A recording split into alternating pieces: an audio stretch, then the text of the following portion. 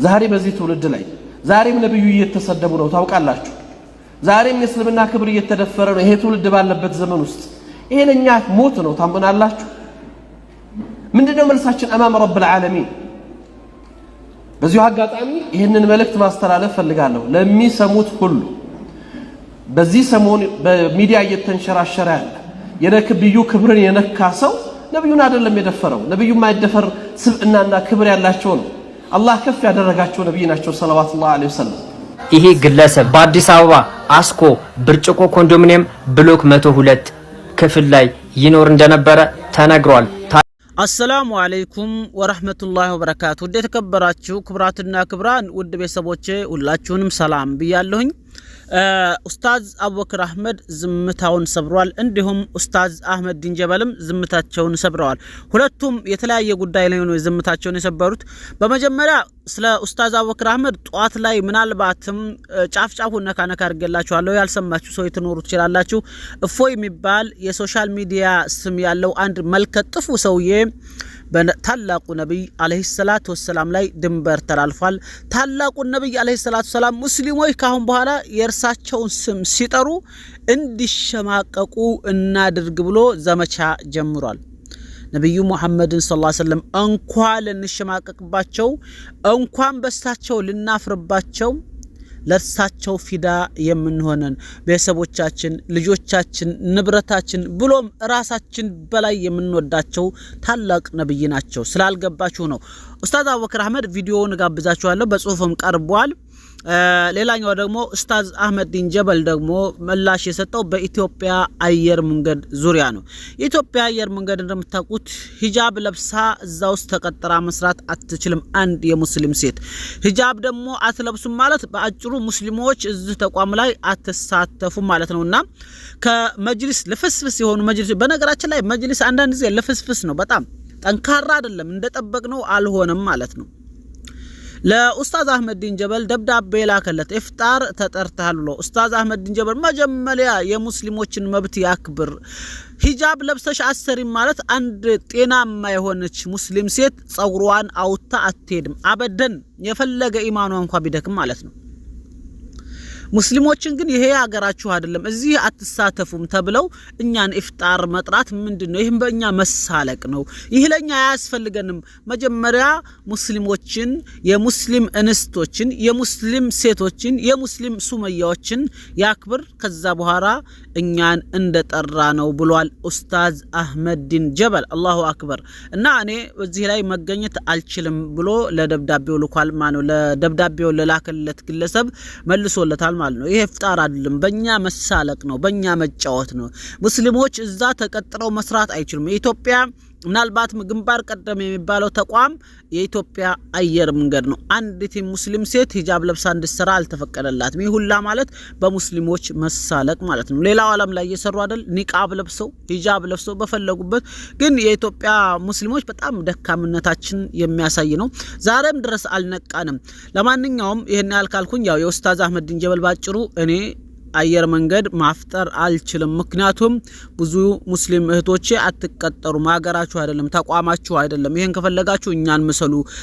ጸጉራችሁን አውጡ በሱሪ ሂዱ ተብለናል ራቁታችሁን ሂዱ ተብለና ካልሆነ ብሎ ያው አባሯቸዋል ሙስሊም ሴቶችን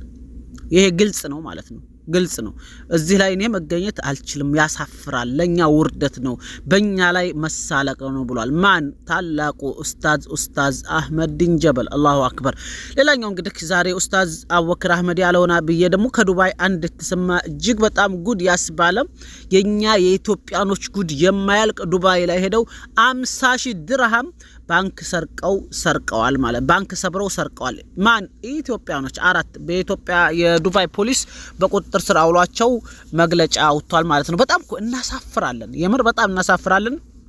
ለማንኛውም የኡስታዝ አህመድ ዲንጀበል የማን ነው የኡስታዝ አቡበክር አህመድን በትንሹ ላምብብላችሁና ቪዲዮን ጋብዛችኋለሁ የዱባውንም በትንሹ አነብላችኋለሁ ላይክ ያደርጋችሁ ፊዳክ አቢ ወኡም ያ ረሱላህ ያላችሁ ኮሜንት ላይ እስከ መጨረሻው ድረስ አብራችሁኝ ሁኑ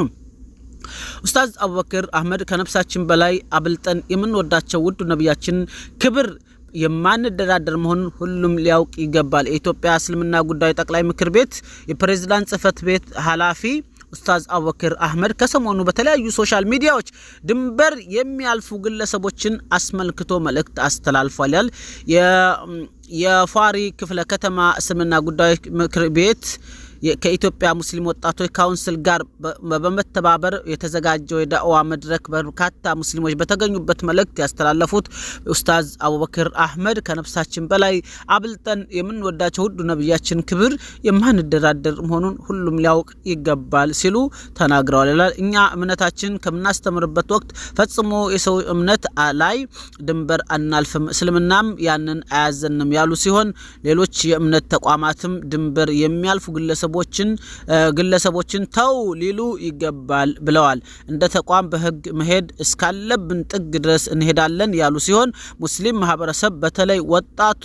በሰላማዊ መንገድ እምነቱን ማስከበር አለበት ሲሉ ገልጸዋል ይላል ሃሩን ሚዲያ። ኡስታዝ አቡበክር አህመድ ይሄንን ተናግሯል። ቪዲዮውንም እጋብዛችኋለሁኝ። ፊዳክ አቢ ወኡሚ ያ ረሱላህ ወላሂ በነቢያችን ሰለላሁ ዐለይሂ ወሰለም ላይ አንደራደርም። የፈለገ ኢማናችን ሊደክም ይችላል፣ የፈለገ ወንጀል ሊኖርብን ይችላል፣ የፈለገ ይሁን የሆነው ይሁን በነቢያችን ሰለላሁ ዐለይሂ ወሰለም ላይ ማንም ሙስሊም ሆኖ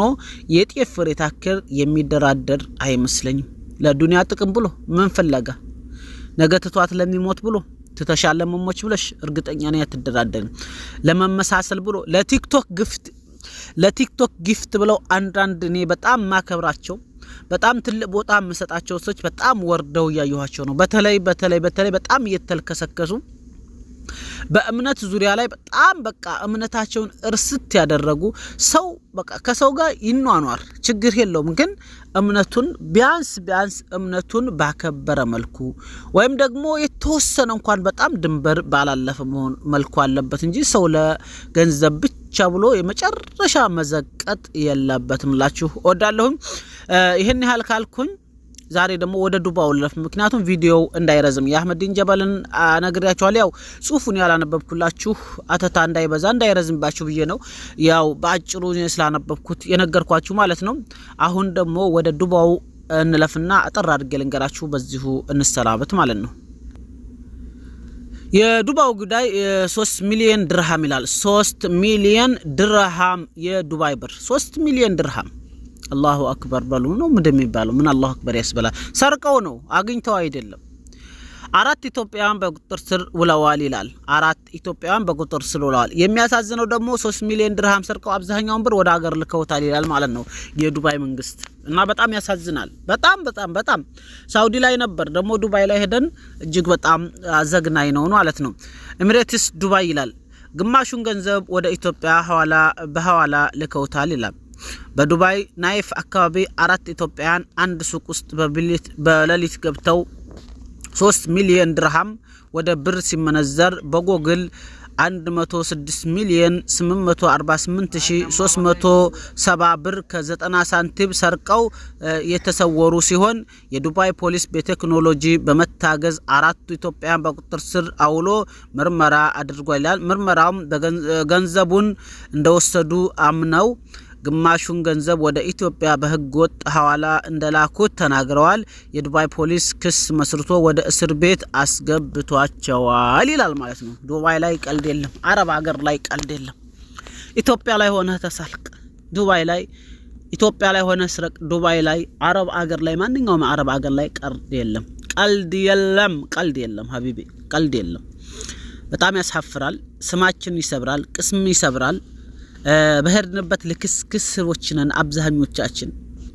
በርግጥ ይህን ስል በጣም ብዙ ጫዋዎች መሬት ላይ ወድቆ ታፍሶ ቢያነሱ የሰው ገንዘብ 5 ሳንቲም በማያነሱ ብዙ ደጋግ ኢትዮጵያኖች አሉ። ግን ደግሞ ብዙ ደግሞ ለክስክስ ከድንበር ያለፉ እጅግ በጣም ነውረኞች፣ አዋራጆች፣ አሳፋሪዎችም አሉ።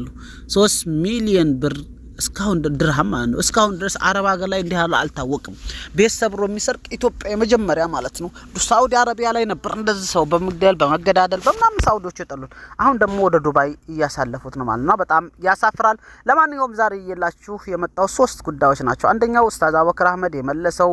ለትላንትና እፎይ ለሚባል ሶሻል ሚዲያ ስም ላለው ሁለተኛው አህመዲን ጀበል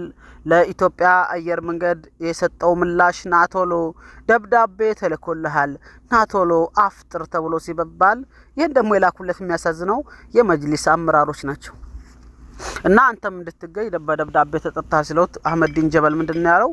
እኔ እዚህ ላይ በእኛ መሳለቅ ነው እኔ እዛ አየር መንገድ ላይ ብዬ ተቋሚ ነው ብዬ ኢፍጣር አልመጣም እኛ ኢፍጣር ተምርና ውሃ ምናምን ሰንቡሳ አላጣንም ቤታችን ሞልቷል ንዕማ ነው አልহামዱሊላህ ረብል ዓለሚን እኛ ያጣነው ምንድነው አሰቡት እስቲ ኢትዮጵያን አየር መንገድ